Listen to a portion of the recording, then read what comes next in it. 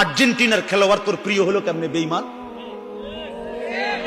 এই মুসলমানের বাচ্চা বল বেটা, এখন দাঁড়ায় বল বেটা, কোন কাফের বেঈমান, কোন খ্রিস্টানের বাচ্চা, কোন ইহুদি, তুই মুসলমানের ঘরে জন্ম নিয়া তোর রক্তে মুসলমান মার রক্ত, তুই কেমনে ওই বেঈমানের মতো সাজলি?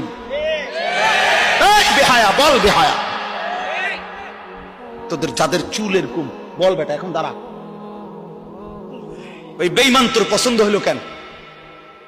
তোর রক্তে ইসলাম নাই বেটা, তোর মা মুসলমান না, তোর বাপ মুসলমান না বেটা, তোর দাদা দাদি মুসলমান না, ওরা সব বোকা, তুই চালাক হয়ে গেছ বেটা,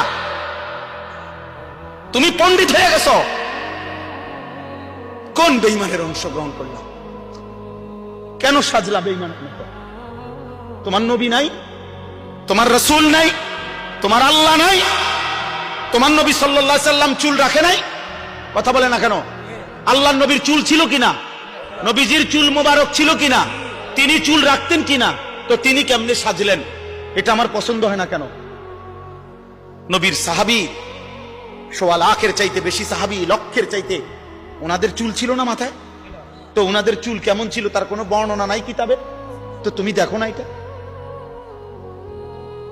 তোমার ধর্মকে তুমি এত বড় বেইজ্জতি করলা কেন?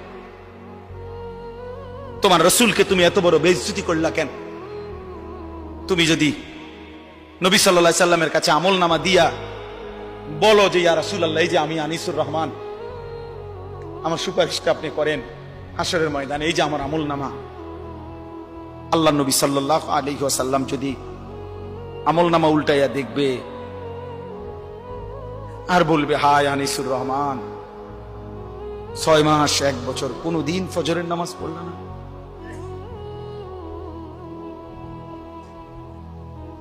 আমার উম্মত, আমি 23টা বছর চোখের পানি ফেললাম,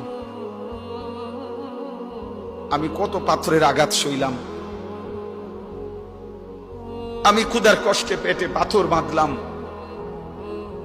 আমি দান দান শহীদ করা রক্ত নিয়ে ময়দানে বেহুশ হয়ে পড়েছিলাম, আমি সারা রাত দাঁড়িয়ে চোখের পানি ফেলে তোমাদের জন্য, উম্মতের জন্য কেঁদেছিলাম, বিনিময়ে এই আমলনামা?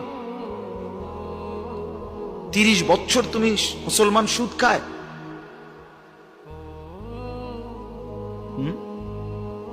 30 বছর 40 বছর সুদ খায়,